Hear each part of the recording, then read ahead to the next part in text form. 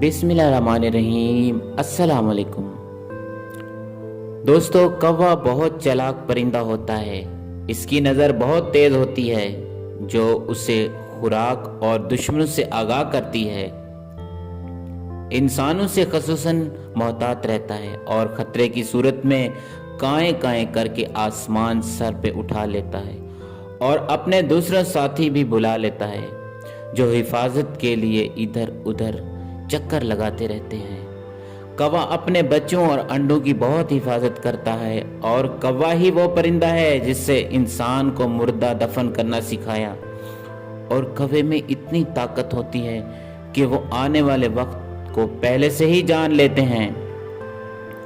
अगर कौवा मिलकर आपकी घर की छत पर या दीवार पर आकर लड़ना झगड़ना शुरू कर दें तो याद रखें उस घर पर कोई मुसीबत या कोई बुरा वक्त आने वाला है, या फिर घर के मालिक पर कोई मुसीबत आती है। क्योंकि कौवों का यूं लड़ना झगड़ना अच्छा नहीं होता, इसलिए आपको चाहिए सारे घर वालों का सदका दें ताकि आपके घर वाले अल्लाह के हिफ्ज़ व अमान में रहें। और यूं आप कौवा आपके घर अकेला आकर दोपहर से पहले आकर बोले तो वो अच्छा होता है, या फिर कोई मेहमान आने का इशारा करता है। तजर्बाकारों का कहना है कौवा आकर अपनी चोंच में कागज़ का टुकड़ा लेकर आपके घर गिरा दे तो इसका मतलब आपके घर में इल्म का इजाफा होने वाला है।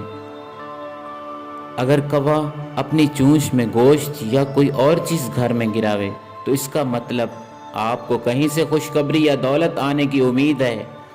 और अगर कोई कौवा आपके सर पर बीट कर दे तो इसके दिन अच्छे आने वाले होते हैं, और अगर कोई उसके सर पर ठूंगा मार दे या बैठ जाए तो ये अलामत ठीक नहीं है, उसके लिए बुरा वक्त आने वाला होता है। नाजरीन, अगर आप लोगों की कोई राय है तो आप हमें कमेंट सेक्शन में ज़रूर मैसेज कीजिएगा। इस वीडियो को लाइक और शेयर करना मत भूलिएगा। अगर आप लोगों ने हमारे उर्दू अमलियात यूट्यूब चैनल को अभी तक सब्सक्राइब नहीं किया तो हमारे चैनल को सब्सक्राइब कर लें और बेल की घंटी का ज़रूर प्रेस करें ताकि जो मेरी न्यू वीडियो आने वाली आपको मिलती रहे। तो इजाज़त दीजिए। अल्लाह हाफ़िज़।